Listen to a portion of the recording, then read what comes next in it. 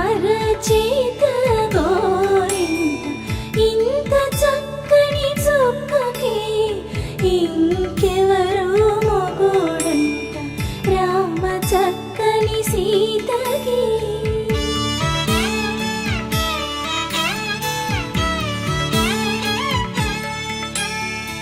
ఉడత వీపున